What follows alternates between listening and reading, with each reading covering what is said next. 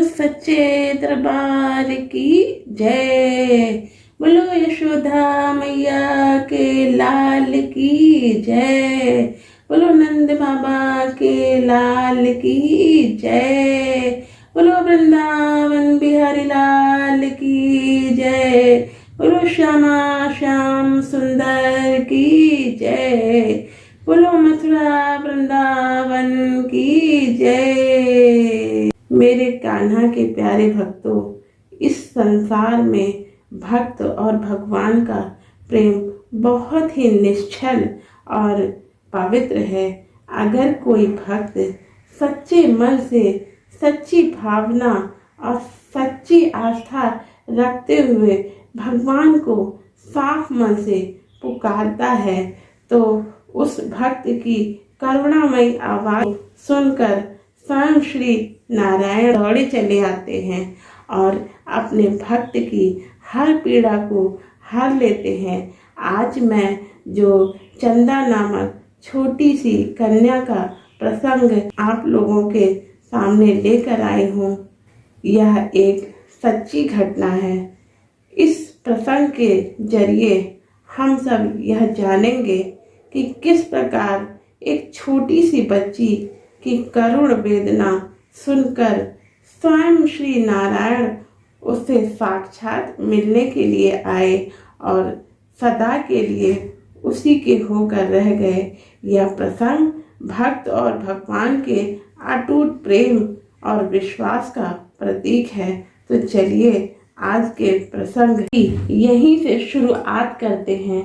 इस कहानी की शुरुआत होती है उस समय से जब आज से कई सौ वर्ष पूर्व मथुरा के मंदिर का निर्माण हुआ था। उस समय आज के दौर की तरह वहां पर इतनी बसावट नहीं हुआ करती थी। सिर्फ थोड़े से लोग ही मथुरा वृंदावन ब्रज में रहा करते थे। वहीं मथुरा के मंदिर से थोड़ी ही दूर पर एक गांव हुआ करता था। उस छोटे से गांव में चंदा नाम की एक छोटी सी बच्ची अपनी दादी के साथ रहा करती थी। एक हादसे में चंदा के माता पिता की मृत्यु हो चुकी थी और उसके जन्म के 2 वर्ष बाद ही उसके दादाजी स्वर्ग सिधार चुके थे। ले देकर एक दादी ही थी जो उस छोटी सी चंदा का एकमात्र सहारा थी। दादी छोटे मोटे काम करके अपना और चंदा का गुजारा क्या करती थी।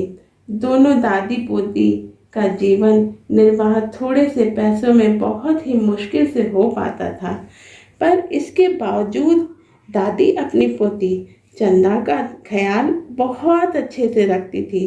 दादी के जीवन का एकमात्र सहारा उनकी पोती चंदा ही थी। चंदा भी अपनी दादी से बहुत प्रेम करती थी। वह उनके द्वारा कही गई हर बात को मानती थी। गरीब होने के कारण गांव के अन्य बच्चे चंदा के साथ नहीं खेलते थे, जिस बात को चंदा को बहुत दुख रहता था।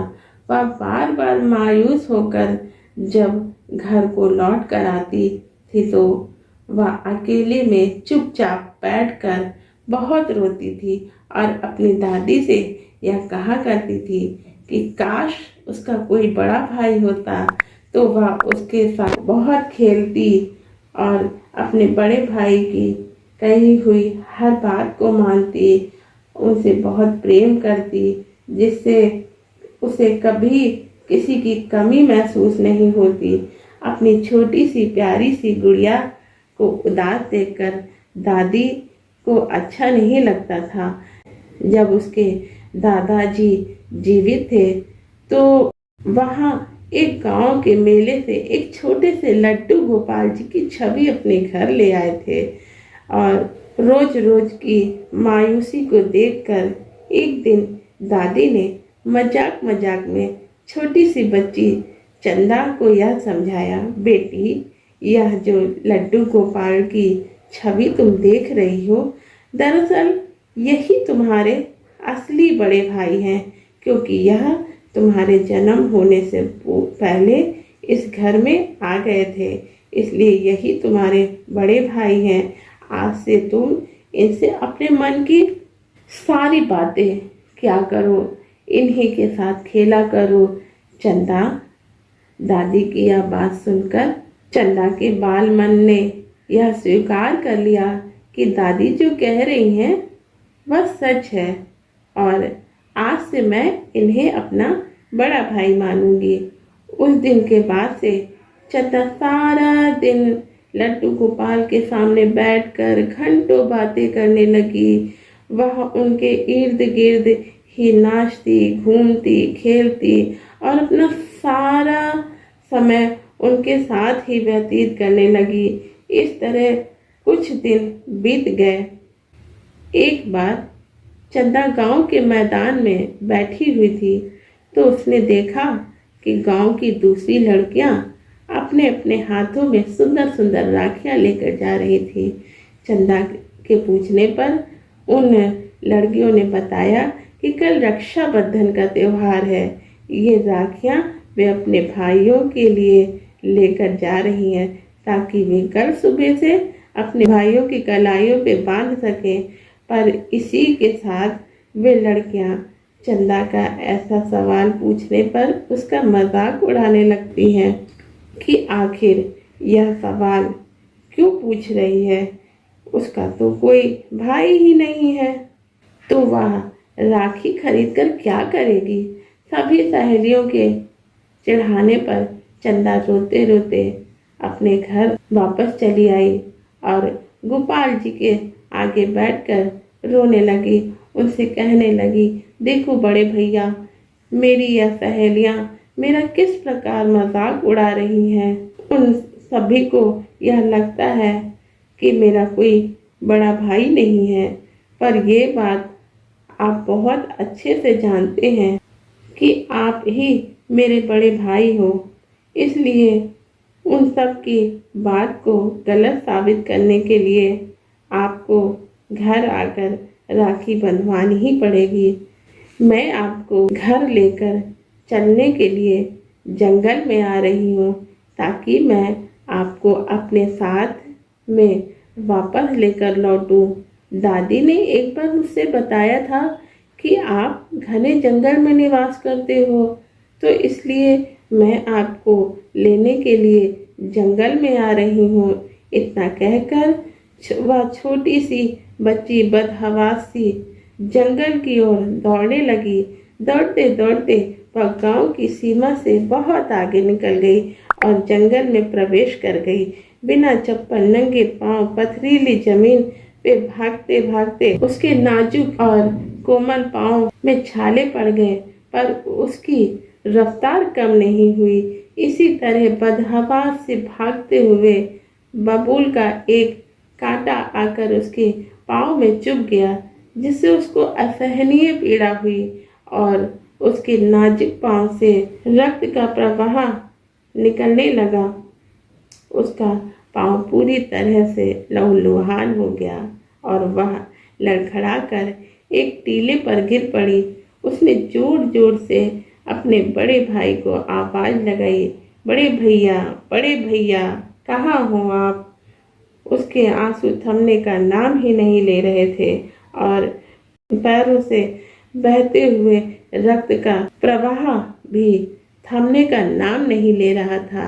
अब वह निढाल होकर बेसुध सी उसी टीले पर लेट गई, पर अब भी वह अपने भाई को जोर जोर से आवाज लगा रही थी। उसका करुण क्रंदन सुनकर नारायण का दिल पसीज गया और अंततः उन्हें 10-12 साल के बच्चे का रूप धरकर उसके पास आना ही पड़ा।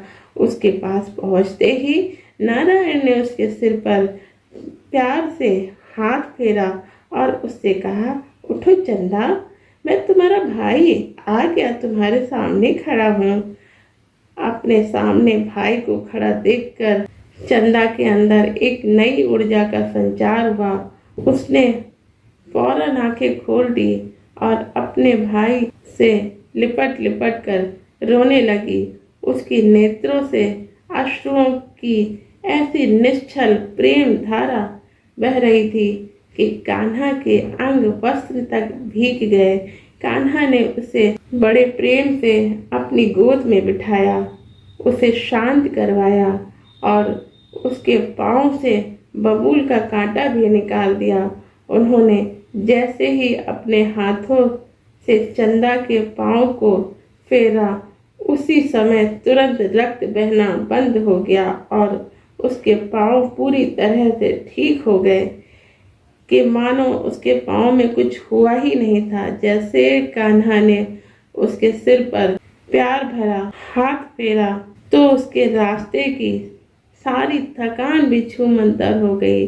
चंदा के एकदम ठीक हो जाने के बाद कान्हा ने उसे कुछ ताजे मीठे फल भी खाने को दिए, जिसे खाकर चंदा की भूख प्यास भी मिट गई।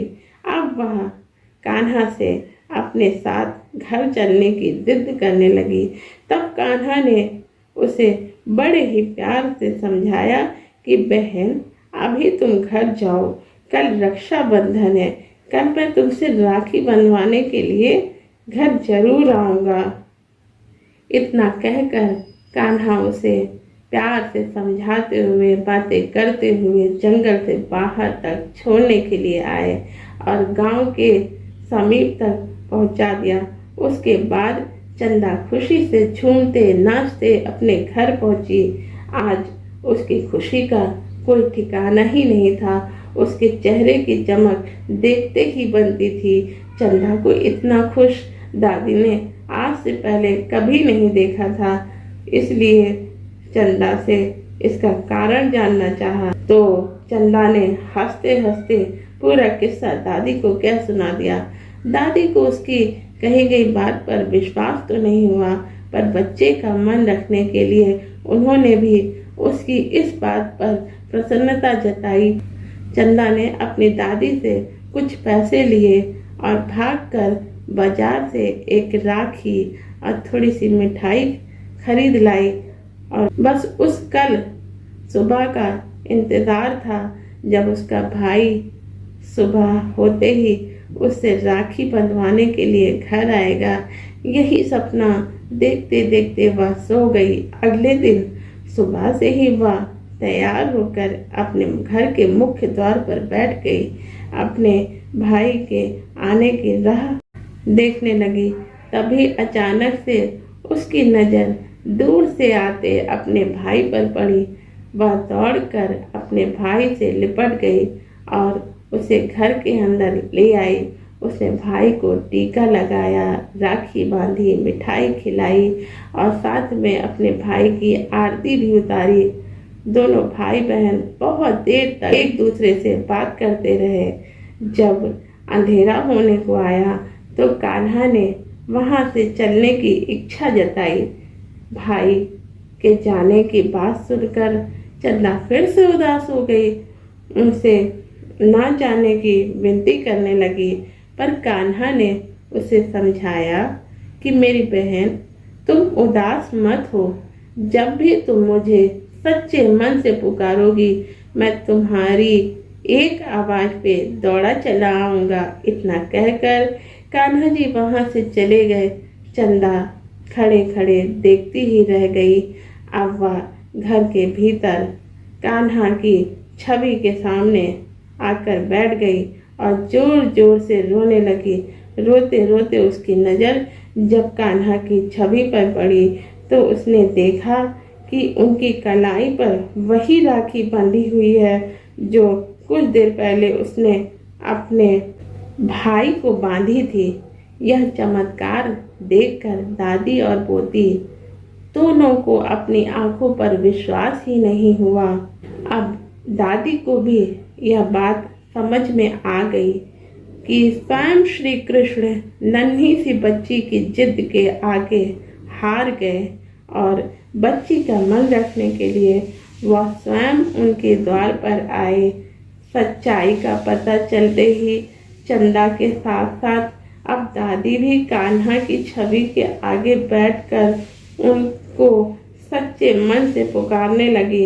अपनी बहन का यह विलाप कान्हा जिसे बर्दाश्त नहीं हुआ और वह अपनी छवि से निकलकर साक्षात प्रकट हुए और अपनी बहन को गोद में उठाकर और दादी को साथ में लेकर अंतर्धान हो गए। उस दिन के बाद से दादी और पोती को गांव में किसी ने नहीं देखा। यह एक अनन्य भक्त की सच्ची घटना, इसका उल्लेख किताबों में भी मिलता है कि जब भगवान अपने किसी अनन्य भक्त की सेवा से भाव से प्रसन्न हो जाते हैं तो वह पूरी तरह से उसे अपनी शरण में ले लेते हैं और उसके जीवन मरण का चक्र भी वहीं से समाप्त हो जाता है और सीधे गोलोक धाम को चला जाता है। तो चलिए हम सब एक बार फिर से बोलते हैं, वृंदावन बिहारी लाल की जय, राधा कृष्ण की जय, श्याम सुंदर की जय, श्यामा श्याम सुंदर की जय, देवकी मैया के लाल की जय, वसुदेव बाबा के लाल की जय।